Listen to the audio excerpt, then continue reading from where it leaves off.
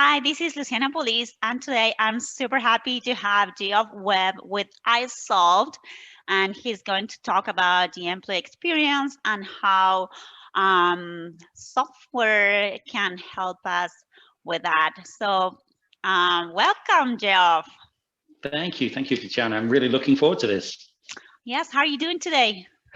Excellent, really good. It's a glorious day here in Houston, and yeah, it's been an interesting week or so. So very much a case Yes. of driving home some of the challenges and opportunities of people as they work remote from their businesses. Kind of really brought it home, and yeah, no, it's going to be good. Well, wonderful. So tell me more about iSolved and what is the problem that you're solving now, especially that as you said, we're all working remotely. Then there are hurricanes or windstorms and impact our systems, Indeed. and how HR can work this out, and how that can companies solve all these problems in the future, Yes. likely. In the future, and hopefully today too. Yes, absolutely. So first of all, iSolved is an HCM company. We're human capital management, technology, services, and expertise.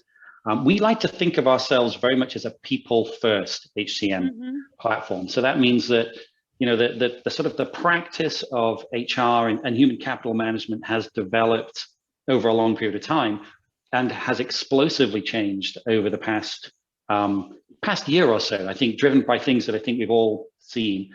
And that focus on the human aspect here of how do we deliver not just the business outcome, but ensuring that the employees have the best possible experience, that there is an end-to-end experience that is really exceptional, that delivers value both to the business and to the employee, has become really paramount. For businesses of every size. And so that's the space that we're in. We're really focusing on ensuring that connection between the employer and the employee is a solid one, that there's value in both of that, and that we deliver a platform that enables those businesses to really get the most value from their employees, and their employees to have the best experience working for that company. Right. Yeah. As a coach, I've been preaching that for a long time. The importance, right, of the employees, and that employees are the ones that help businesses be more successful. But Mhm. for some reason, in the past, companies would think that that's not the most important thing, right? Maybe the product is more important, but for some reason now with COVID, finally this is taking a different perspective, right? So have you seen this change, Mhm. and what do you think has driven this change to focus more on the customer, on the employee experience, right? Yes, absolutely. And there has been a huge change in the way businesses think about the engagement with their employees and that overall experience. And equally, there has been a huge change in the way that the employees think about that experience. And I think that's what we're seeing now. Again, iSolved as a business, we're engaged very much in connecting the employees and the employers and delivering the platform to let them do that. But the point here is that employees now ask for different kinds of things. Their expectations of their employer are changing. Much of that is driven by the change that we've seen over the last year as organizations have become in many ways physically separated from their workforce who are now working at home. But there are other deeper changes. There are cultural changes that are occurring where, employees now look to their business to have a footprint in the sort of the social structure, in the way that organizations are interacting with the broader sort of societal structures around them. So there is a case of, I want to know, what does my business really feel about this particular set of issues? How are we taking a lead in helping members of our community? What is our stance on sort of broader issues that matter now to a changing employee base? So it's been a combination of a change of expectation and a sudden highly disruptive change in the way that people engage with the company that now employs them. And that relationship is being redefined very, very rapidly. And that's what's we see as we talk to HR professionals, as we talk to business owners, business drivers, we see those changes shaping how they think. To see your point, what has caused this sudden renaissance in thinking around HR and HCM? It is those changes are coming together, right? Businesses need to think about how they interact with their employees differently. Employees are expecting a different set of interactions and experiences in their employer, and they're all arriving at the same time, which is a huge opportunity, of course, for those businesses that can get it right. But it puts a lot of pressure on everybody to change very quickly in the right way. Exactly. So what can you tell us about that? How can companies solve this problem? I think the first thing they need to be very, very aware of when companies think about solving that kind of problem is, first of all, how are we already engaging with our employees? So, and to think of that really in a holistic sense, from the moment before they're an employee, how do we find the right people? How do we bring them into the business? How do we even incent our current employees to bring people in? There was we conducted, ISolved conducted a survey not long ago of employees in businesses, and there was a rather shocking statistic. It was something like about 30% said they wouldn't even recommend their current employer to a friend to come work for them. And you kind of go, well, that's a problem when you're trying to attract the very best people. You want to make sure that your employees themselves are acting as ambassadors for your organization. So it begins with, how do we start to find, attract the right people? How do we bring them in? What is their experience during every step of that process? As we bring them in, then what is the experience of some of the operational pieces, as simple as, can we pay them on time, right? Do we get those sort of functional pieces correct? Are we offering a set of benefits that they want? And then it becomes, then you really start to see this sort of transition into things like, are we able to show them a path of development, learning? Like, can we show them that we are investing in them to enable them to grow as individuals, both in the business that they're in right now and in their overall career? So it is a case of laying out a clear strategy from day one or pre-day one, when the employee comes in, all the way through to even offboarding. When an employee leaves, do they leave and still say good things about your business? Do they still appreciate the way they were treated? And that's driving a whole series of other changes in the way that businesses are thinking about engaging with their customers. We see this, ISolved sees this over and over again of, let's think about engagement, let's think about employee experience, let's do an end-to-end sort of approach, and then let's measure, check, analyze, adapt to what people are looking for, and deliver, again, an incrementally better experience at each step. Right. So when we're talking about the employee experience, that's also something that it's very important for companies to understand how that works, right? From the onboarding, including the hiring, the developing of the person, including performing, and also, as you said, when the employee actually leaves, right? So do you think that companies are right now measuring and considering very detailed processes for all these steps, or no, they're mostly worried on one part, maybe onboarding, and whoops, that's it?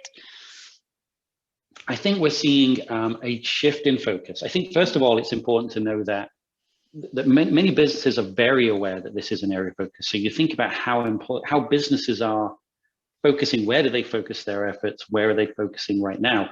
Yeah, ISolved conducted a survey. Oh, my light just went up. ISolved conducted a survey in earlier this year of about 500 businesses, and really looking at their HR professionals, their HR processes. And we asked, sort of what's really important to you right now? Something like 90% of HR professionals came back and said, what's critical for us right now? It is employee experience. And so they understand that the overall experience is really, really important. There are a couple of things to think about when you think about, as a business, how do you deliver an employee experience? And it is absolutely a case of ensuring that the basics are right, that you can get the sort of fundamental processes in place, and that you can then build out more sort of more value add to your employees as you go. So in the earlier study around what employees felt, there was a significant proportion said, well, you know, what's really important to me right now from my business is learning, development, educational opportunities, because I need to know that I've got a path to the future. I want to feel secure in my own career. So they're really looking, for example, for those kinds of things. But the business itself has to think through the combination of the sort of the approach. It is, how do I interleave our culture as an organization? And that's a whole additional conversation. And then ultimately, how is the technology delivering and engaging all of those pieces? So you really have a series of elements you must bring together. You can't separate one from the other, right? They all have to be sort of brought together to enable this to work well. So what do you mean with technology helping here? What are the aspects that you consider? Yeah, when you think about, especially as people are working remotely, much of the interactions with ourselves, with our teams, our own peers, the people that work for us, the people that we work for, the overall business, much of those interactions are delivered through technology. And so right there you have a baseline of interaction points that you have to get right. There has to be good technology in place, and you see that as things are occurring in the market where organizations are looking at collaborative tools, employee engagement measurement tools, and so on. What you find, however, is that the platforms that ultimately bring all those things together are really critical. So the survey we recently ran of HR professionals, we asked, how many HR platforms are there that you would expect to be operating? And we saw a broad range, but even for mid to medium-sized organizations, they're looking at somewhere between 5 and 15 different platforms to just manage all of this. Well, the problem you have is, if you think back to our earlier part of this conversation of an end-to-end experience that is, that's consistent, that delivers a good experience for your employees, that becomes extraordinarily difficult when you have so many disparate solutions. What you're losing is insight. You're losing capacity to bring information together. You're losing capacity to understand and deliver consistency. So, our sort of perspective, the ISolved perspective, is very straightforward. It's very simple. It is that ultimately what you need to start to do is to connect all those pieces, because ultimately the employee is the same employee. It's the same person from before they were hired to the very last day. So, our approach is to say, well, there's going to be a lot of tools for engagement and technologies. There will be a thread, a sort of a golden thread of a company culture that has to go through those things. And you must ultimately unify those pieces in a series of technology platforms, HCM platform for example, that enables you to gather together that insight, to measure, to control, to engage at every single point in the right way, to deliver an end-to-end good experience. So you mentioned 3 main points there. So you mentioned culture, and then you mentioned how you engage the employees with that culture, and then how different tools can help you achieve that. Yes, absolutely. And I think culture is really interesting. That the whole sort of concept of corporate culture, company culture, and what that means. I think that's being redefined too. And I think part of what's redefining that again is the shape of interactions between the business and the employee. So you think about what culture used to mean. Culture was often personified as sort of a poster up in the dining room, and in a sort of or in the lunchroom, and a vague mission statement that nobody really understood. Right. And now it's become exactly right. It was like a some sort of motivational poster. And now it's become much more real. It goes back to the very first comment we talked about making this human, right? That the culture now isn't a thing that is sort of, I would almost hesitate to say, but inflicted on the employees. It isn't a set of rules anymore. But what culture becomes is a set of common beliefs, a common set of goals. And again, you see that because the things that employees want from their business is changing. They want, people want to feel part of something significant and important. They want to, we all believe that we're doing good in the world and we want to feel that that's happening. And so the connection between my aspirations as an individual, my aspirations for what my company should stand for, and the way that we connect those things, that's where that's the ground upon which good culture grows, right? You plant the seeds there, and that's where the fertile ground for great culture really exists. And the job of an HR professional and a technology professional, the head of HR, the head of the technology, the head of the leaders in the business must come together to enable that growth to happen. Because when it does, what happens is extraordinary things happen. Your business blooms, right? The power of your employees is completely unlocked. And if you have the ability to measure it and shape it and interact, then you can guide that power to much, much more productive ends, both sort of socially, but also from a business point of view. You just do better, right? Study after study shows you just do better when your employees are engaged and feeling that they're driving towards something. Right. Yes. What happened in the past is that you were able to see leaders, you were able to learn from them the culture, but now you're not able to see them.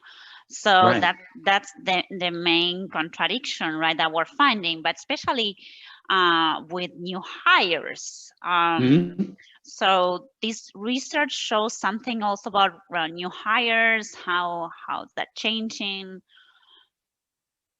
Yes. So, I mean, we've seen there's a big change in the way that businesses are thinking about hiring and onboarding, right? It becomes a huge element of the overall experience. As we talked about before, that there is a perspective of how I evaluate the business I work for begins before I work for them, right? I mean, most of people would at least have some sense of the organization they're going to work for. And from the minute that you start to interact during the interview process, during the onboarding process, during the hiring process, during just simply the whole gamut of talent acquisition, shapes very, very fundamentally how I see the company I'm working for. And there have been studies that show that, an extraordinarily high number of people disengage from the business even during that first interview process. It's something like about 60% of people who apply for jobs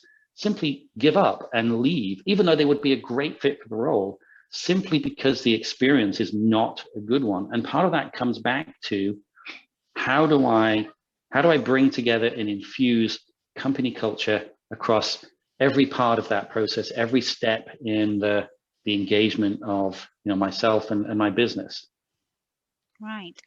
And you mentioned this other part of the equation, which are the tools. So you mentioned the engagement, culture, and tools. What kind of tools are there available for companies to start improving this engagement and showing better the culture?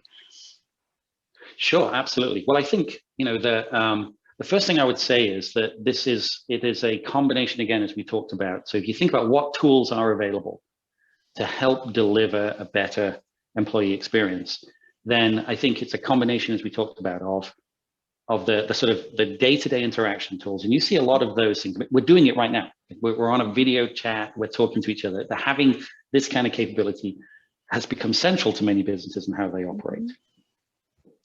I also feel like, however, it is more than just a collection of tools that will deliver that capacity. Again, you have to be clear on what your culture is, and you have to understand that now culture becomes a two-way street. That culture doesn't come top down, it comes bottom up, and it sort of grows again in that interaction between employee and employer.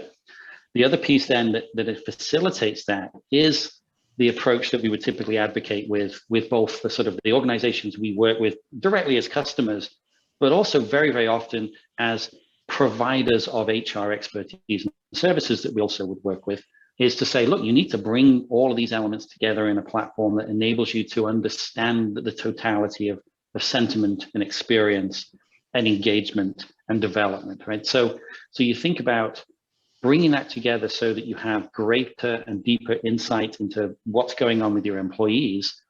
It enables you then to have a foundation upon which to build other tools, other types of interactions as the expectations of employees change. So right now what we see is, people are being hired and onboarded remotely, right? That's driving a lot of HR focus, is how do I do that? How do I onboard people remotely?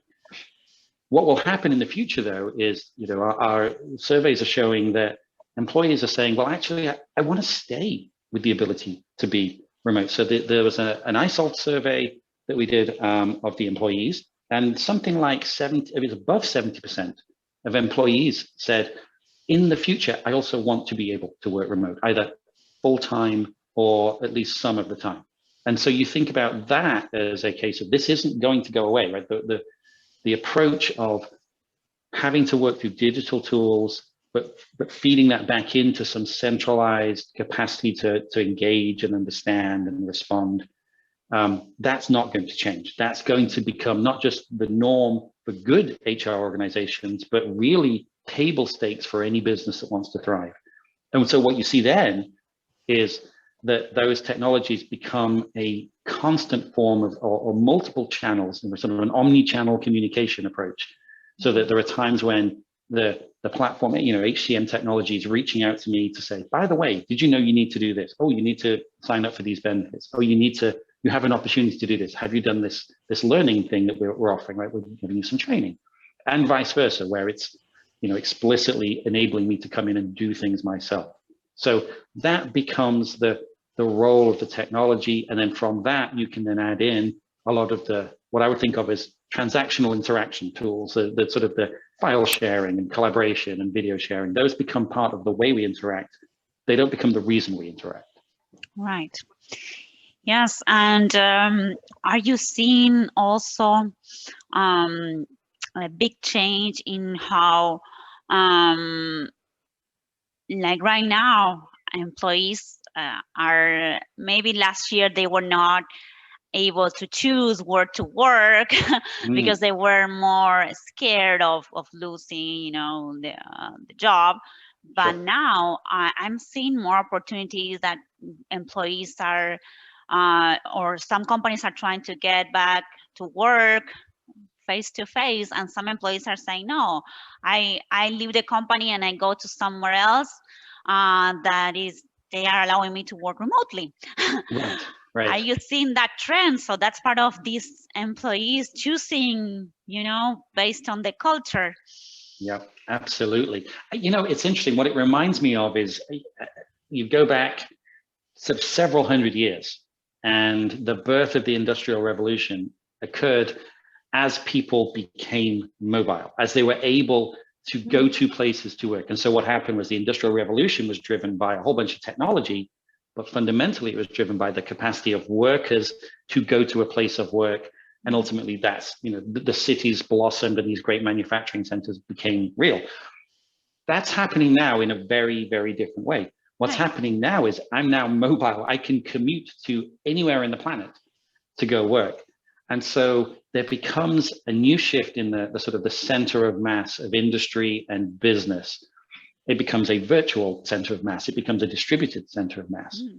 It's an incredible opportunity, though, because what it now means that as a business sitting anywhere on the planet, that I have access to an incredible depth and breadth of employee talent that I can bring on board, because I've already had to invest in the processes and the technology that enable me to connect to my current employees remotely. So I think it's in many ways, it is a kind of a golden age of employment.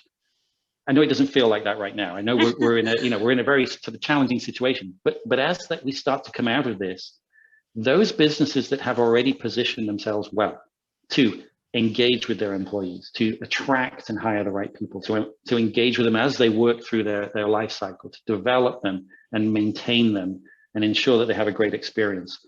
Those businesses will now be able to take that set of learned skills, that new mindset, those new management practices, and the technologies of interaction and engagement, and use that to scale their reach into the global talent market in a way that they could never have done before, and in a way that can offer incredible competitive differentiation and power. And for employees, suddenly the world is quite literally your oyster. You can go and work anywhere, and that opens the door for great career growth for a lot of people. It also brings us almost all the way right back to the beginning, which is why so many employees today are asking for development and training, because they know that ultimately that is going to empower them to become hugely successful in this incredibly open and talent-driven economy that we're going to see develop. Right. So what you're saying is that now this employee focus is becoming maybe the competitive advantage for companies, where in the past I'm constantly saying customer, because in the past that's what's driving companies, right? Right. First was processes, then the customer experience, but now is, yes, customer experience of course is important, but the best way to achieve that is through a great focus on the employee experience, because that's how you get the best talents to be able to provide those services. Is that right?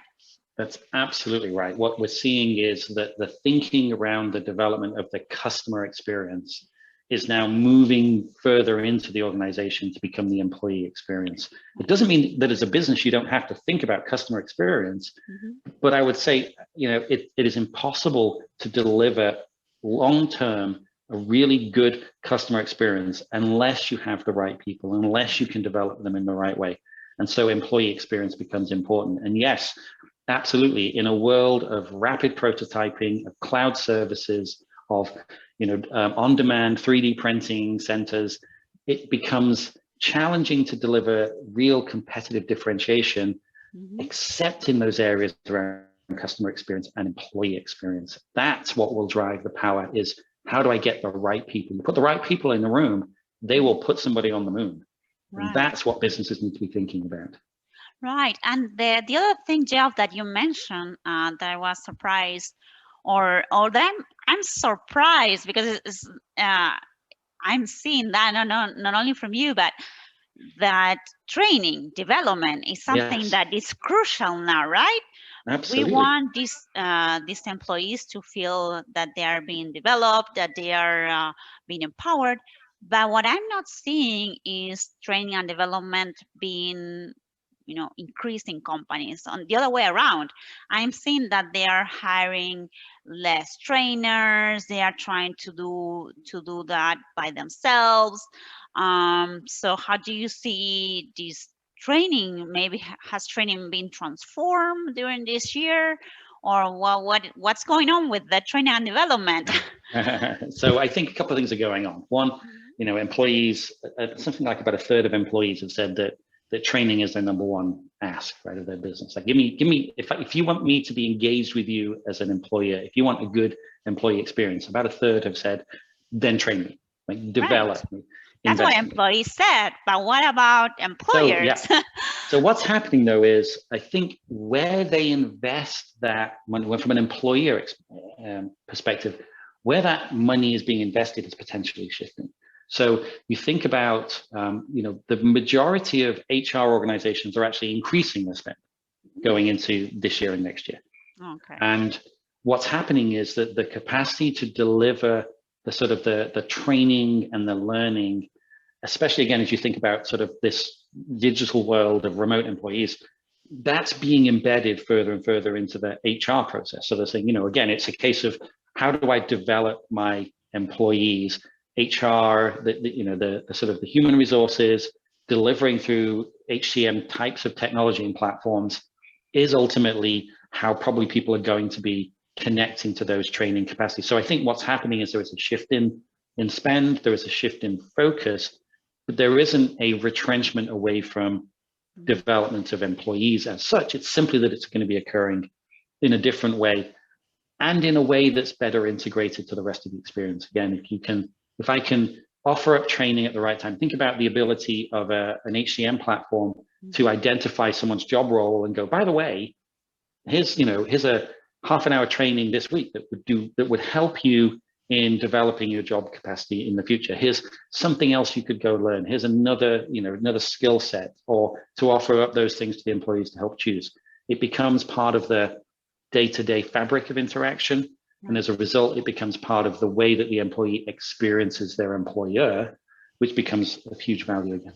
Yeah, what I'm afraid is that A lot of companies are just trusting in these 1 hour training sessions or these free webinars, and you know that's not enough. That's not Right. deep enough. It gives you some knowledge, maybe about what you don't know, but you need to go deep. So probably maybe you said that this year and next year that will continue growing. Last year Yes. probably they didn't have the resources to spend on that, but probably last year was focus. I think last year absolutely was a year of overcoming the challenge of moving your workforce remote, which meant there was a lot of foundational connectivity to deal with. And that, I don't mean just from the point of view of networking, but everything was needed to be done. Now we're moving into a world in which employer and employee are going, okay, actually this is working for us. It's actually not only is it working for us, but in many ways it opens up great opportunities. So how do we build from here forward? It isn't a case of, okay, we've survived it, let's go back to how it was. That's not at all the case. It is a case of what do we build? How do we take the very best of what used to be, you know, the culture, the connectivity, the sense of belonging and common purpose, and then how do we deliver that through a set of technologies and a set of practices into the new world of much more dynamic interaction, much more global reach in the way that we find and recruit people. So I think it is a case of, again, integration is so important. Like if I think about digital transformation in almost any sets of businesses, anytime that you focus on a single sort of siloed transformation piece, it becomes very challenging to really build out true value to the business. It becomes a project and not really a transformational strategy. HCM, HR is becoming in many ways a forefront of transformation of the business because it transforms the way employees work. And training is part of that, absolutely. So integration of training, integration of all these other steps, insight and response and analysis and planning and management integrated into the end-to-end approach becomes the key to unlocking all of that potential. Right. Wonderful, Geoff. Well, is there anything else that you'd like to tell us to wrap up the interview? Any final advice for HR specialists? No, I mean, yes, obviously there's lots of, I mean, you know, ISolved as a business spends all day long talking to HR professionals, HR organizations, and the broader business. I think, again, it's a case of, you know, the future for HR as a function is a very, very bright one, because it ultimately becomes down to the practice of ensuring that everybody, the business and the employees, get the best out of that interaction. That's a really great place to be. So as an HR professional, it's a great time to be an HR professional. It's also a great time to be an employee, because businesses are now focusing on how do we get the most out of you and how do we deliver the most. So I think while it's been a struggle, the future is actually looking extraordinarily bright. Right. So I agree. Probably in the past, HR was kind of the admin or the support department, but now it's getting to a key position. Yep, absolutely. A strategic driver of the business. Strategic driver. Wonderful. Well, thank you very much, Geoff. It was a pleasure having you here today. This was Luciana Paulise with Geoff Webb with ISolved. Thank you very much, and I will include your contact in this video and in the article that we will be posted on Forbes, so that other people can contact you for if they have any further questions. Of course. Thank you, Luciana. It was really fun. I enjoyed talking to you. Thank you very much. Bye-bye. Bye-bye.